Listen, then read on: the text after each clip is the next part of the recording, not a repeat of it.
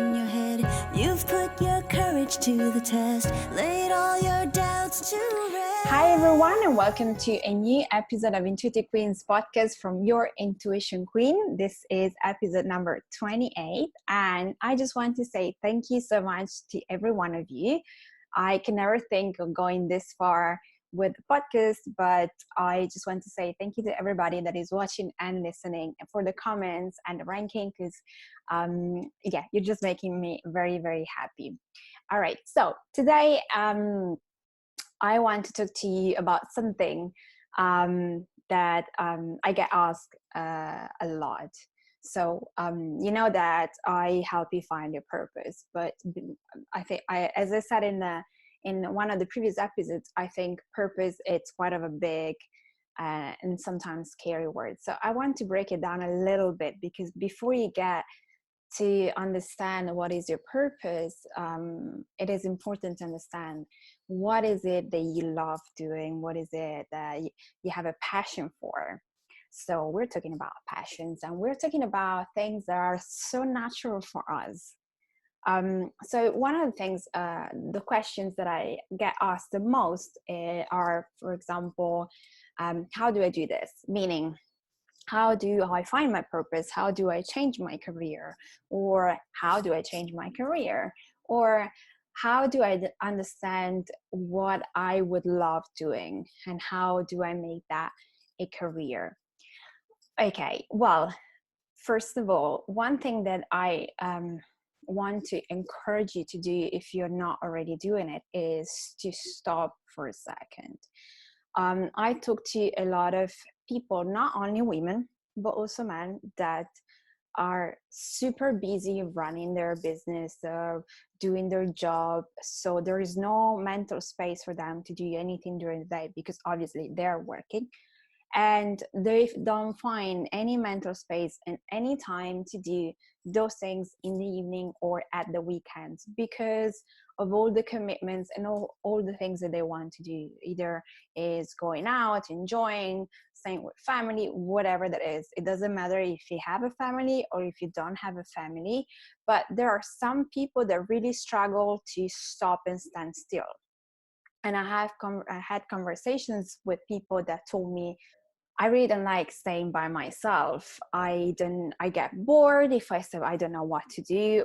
Okay, so if you're that kind of people that know how to take their time, know how to chill out, well, you already know how to do it, so this is not for you. But if you are that kind of people that is always hyperactive, always has to have something to do, not necessarily because there is something to do, but they have to have something to do, otherwise they start to get anxious or they start to get bored, I really recommend you start to take 5 minutes at a time to stop and do nothing, absolutely nothing. In Italy we call it the Dolce Farniente, which means the joy of relaxing, of doing nothing. But really what it is this moment that you take for yourself, you take everything in. So you just stay there with you, maybe with a book or something, but it really is allowing your body and your mind to relax. Because once you do that, and there are so many different ways you can do it, but once you do that, that's when you start to have the right space in your mind to start thinking about what next. And in this case, about what are your passions, because our passions have always been there. They might have evolved, so the way you might feel passionate about something might not be the same way you used to be passionate about that, but there is a link between what you used to like as a child and as a teenager growing up to what it is that you like now. And in this podcast, I want to kind of give you some very straightforward examples. Some come from me, and some come from podcast episode that you can relate to. You can go back to listen to them just to have an idea. But I want to tell you my story, because I also would like you to get to know me a little bit better. So as you know, I I love music and I love colors and I love photography. Uh, those are things that I always loved in my life since I was a child.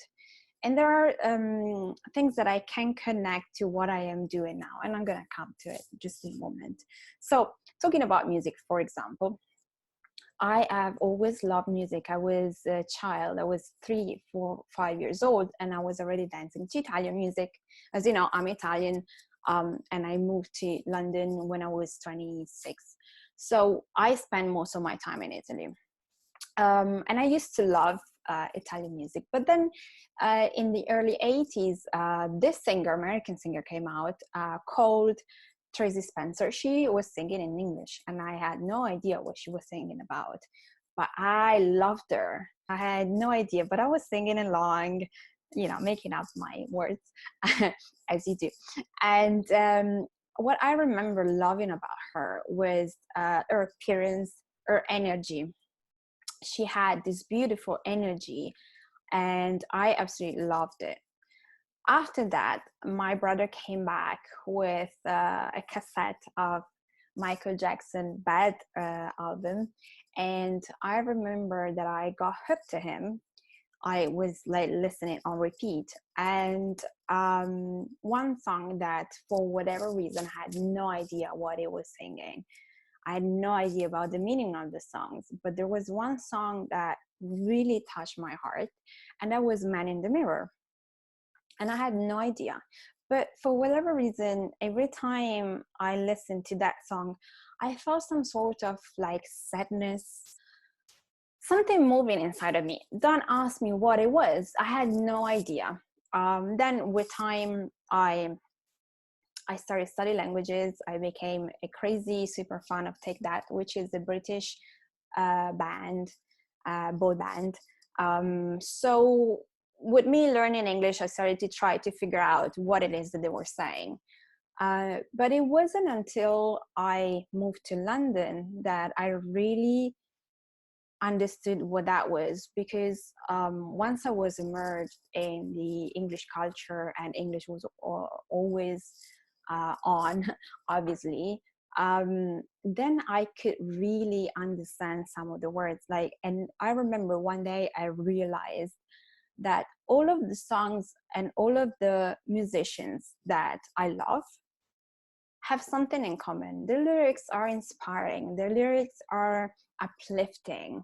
There is something in the lyrics that it's kind of like that force that drives you to move on. I'm just going to give you like a very simple example, but for example, I love Bon Jovi, and one of his songs, It's My Life, says it's my life, or it is now or never. I remember that when I listened to that song for the first time, I was jumping up and down.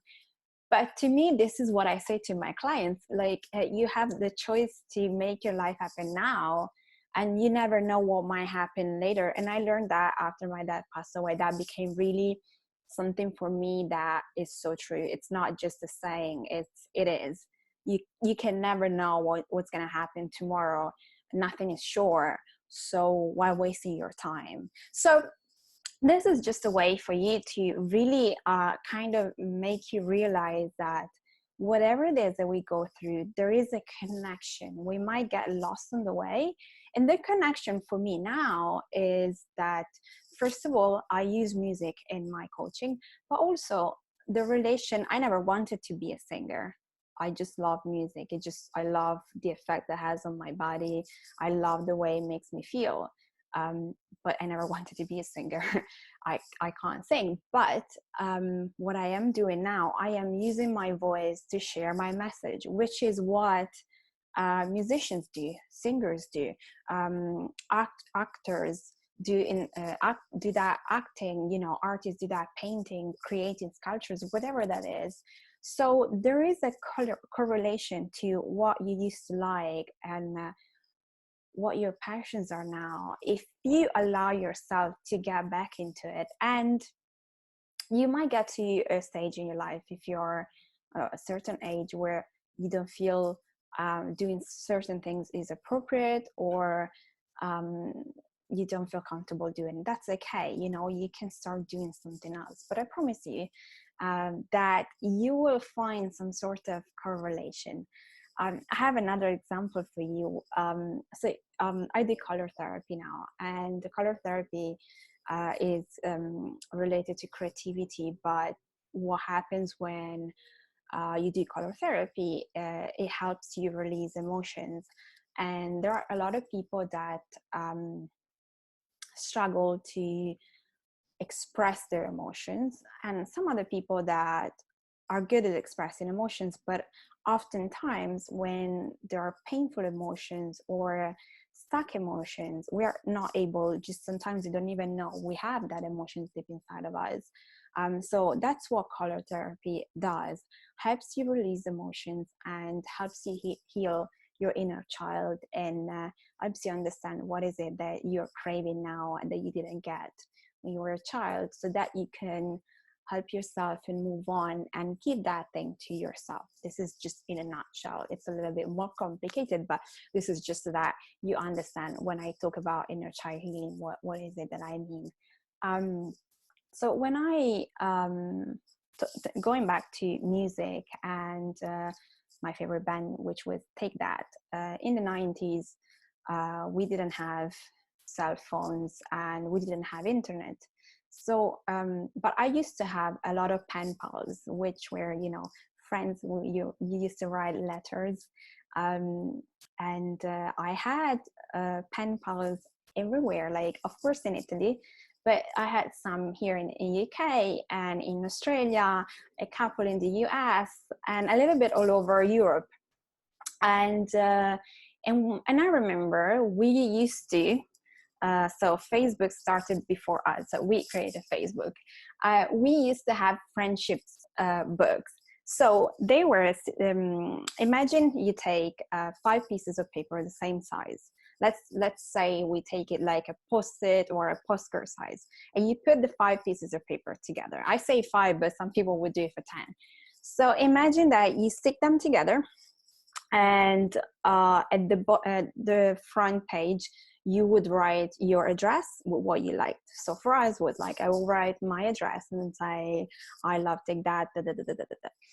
And I will pass it on to one of my pen pals, wherever, Spain, England, anywhere I felt like.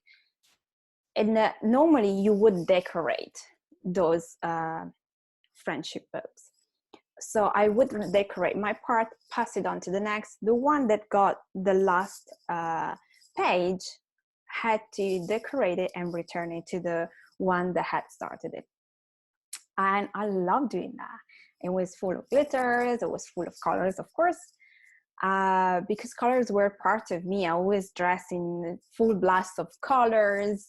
My wardrobe was never black or blue or brown. I didn't have any of those things. Like my wardrobe was always purple, pink, and some other bright colors.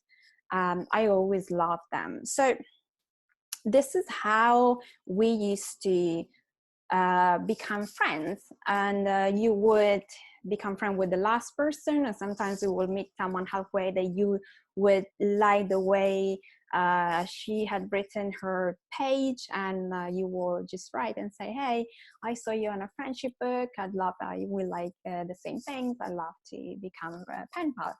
And that was my way to make connections. I still have friends now. Like there are still people that I hear talk to, very not as much as I used to, but you know, one of my friend came from the Netherlands to Italy to meet me. We became super good friends, and this was before internet, before anything. So this thing of me liking to connect people and liking to connect myself to people was always there. The creative part, the colorful part was always there. It was in the way I used to dress, in what I was attracted to. There was always a common theme in everything that I did. So of course, I could have never guessed that now, after 20 years, I would have done something that puts all of those things that I so love together. And actually, I can use those things to help other people. But I am telling you this story just to help you put all your dots together, because it's just a matter of putting your dots together. If you listen to episode number 17, Linda McLean, who is a singer-songwriter, says from the very beginning, I always wanted to be a singer. She used to sing when she was a child. Then she became an actress, singing in theater and stuff. But she always wanted to write her own songs until she did. But she didn't start in that way. She didn't think she was able to do that until she was on to a course, and they asked her to do something that she had not finished. And she had this at the back of her mind, she had written some songs she hadn't finished because she didn't think they were good enough, and she had this thing at the back of her mind. She finished the songs, she sang the songs, and people were like, oh, you need to go out there. And if you listen to episode number 17, you can listen to how this went on. But she became a very famous singer in Canada. She toured around the world. So this is an example. If you listen to episode number 8, I think it is, Jose, my friend Jose, who is a communication and public speaking coach, who's done TEDx in November. He talks about how he had this vision of him talking, being on stage when he was 5 years old, and it only comes out to him when we are chatting in the podcast about his life and what happened and what he's doing now. There is another Emily, was I think on episode 23 or 22. She says her gifts were there when she was a child, but she was too afraid.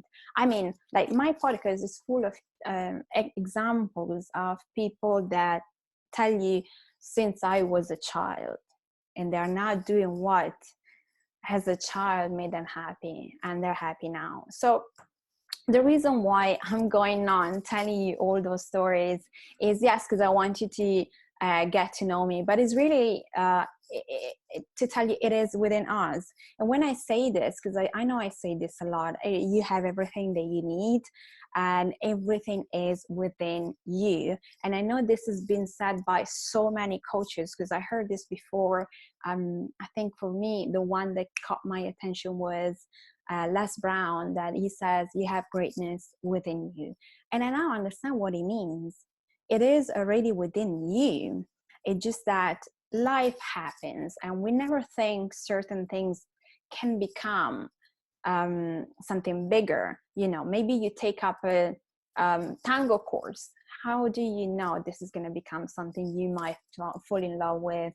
And I don't know, you move to Argentina and you open a school or whatever. You can never know how opportunities will show up. One thing that I encourage you to do is what I said at the very beginning. First of all, if you feel there is too much clutter around you, if you feel you are too confused and there is just too much going on and there is too overwhelmed, stop for a second. Really take 15 minutes of your time one time during the week, and really stay still, go for a walk, do something that will release all this thing that is going on in your head, and try to listen to what your soul, your intuition, your heart is trying to tell you, because messages are with you all the time. You just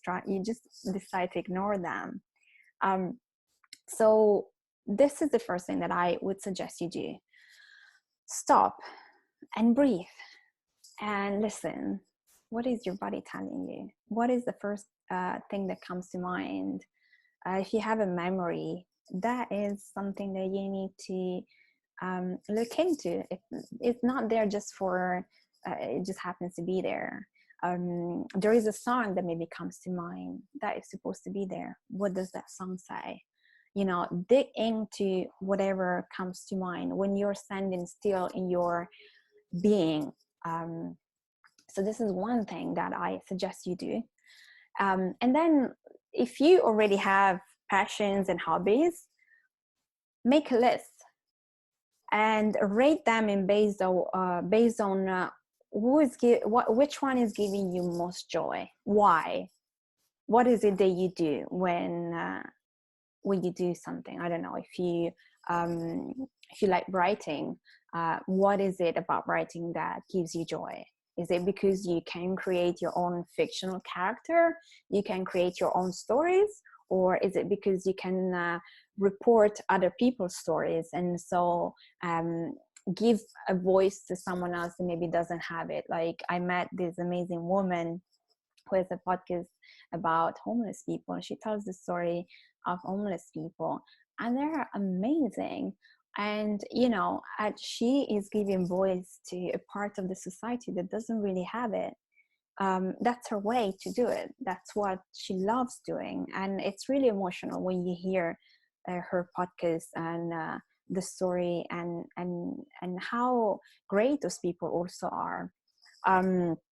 So if you don't have any hobbies, or you are in a situation, in a moment where you feel maybe lazy, a bit down, and therefore doing anything, it's too much for you, go back. Think about you as a child. I told you, since I was very young, I love music, I love colors. So go back to that moment. What is it that you dreamt of doing when you were a child? I wanted to be an architect, then I wanted to speak on stage, then I wanted to be a hairdresser.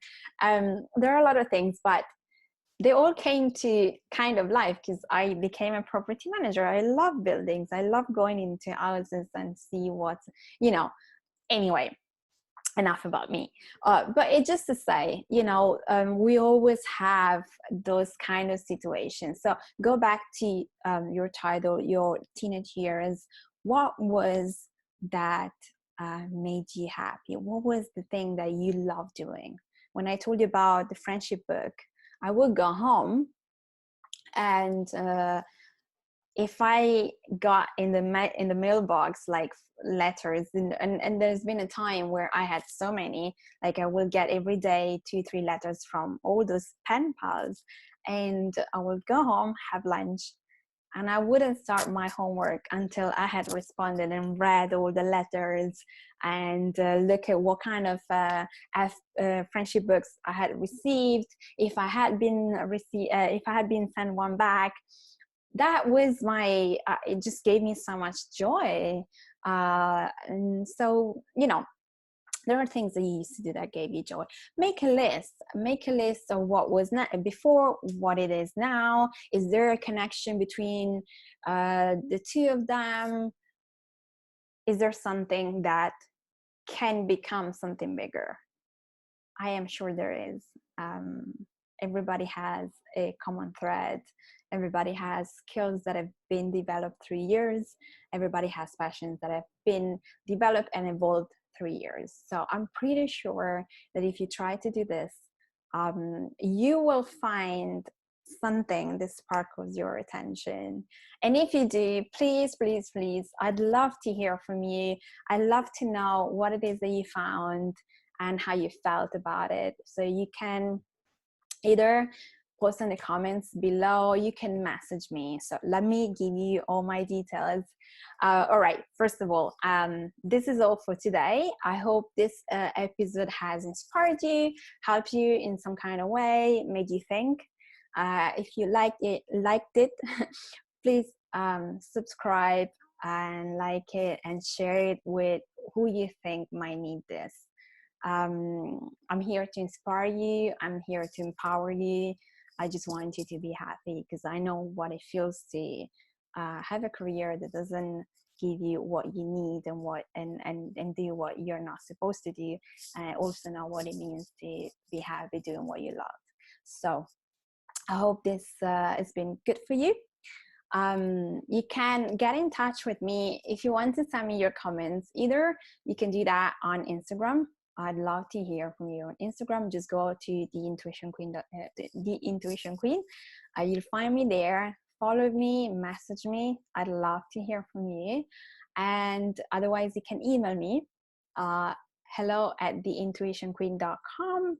And as you know, I offer a free discovery call for everybody that wants to kind of clarify what's going on, get more clear and on what is possible. You know, I love to talk about possibilities and how you can open doors for you and transform your life. So in the discovery call, I will help you to understand where you're at and figure out a way to move on and give you clarity on your situation. We will talk about what's happening to you and why you feel this call. Because if this episode has resonated with you, you feel a call, and I know you do.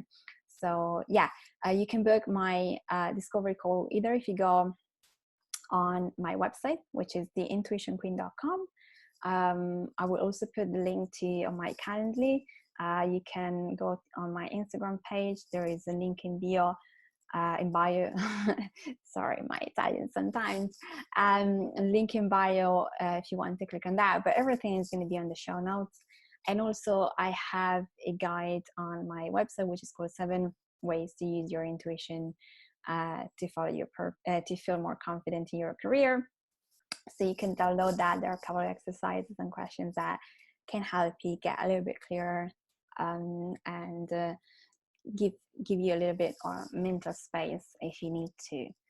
Okay, well, thank you so much for listening and for watching, and I will see you next week with another amazing guest. Ciao. Your future's at the door.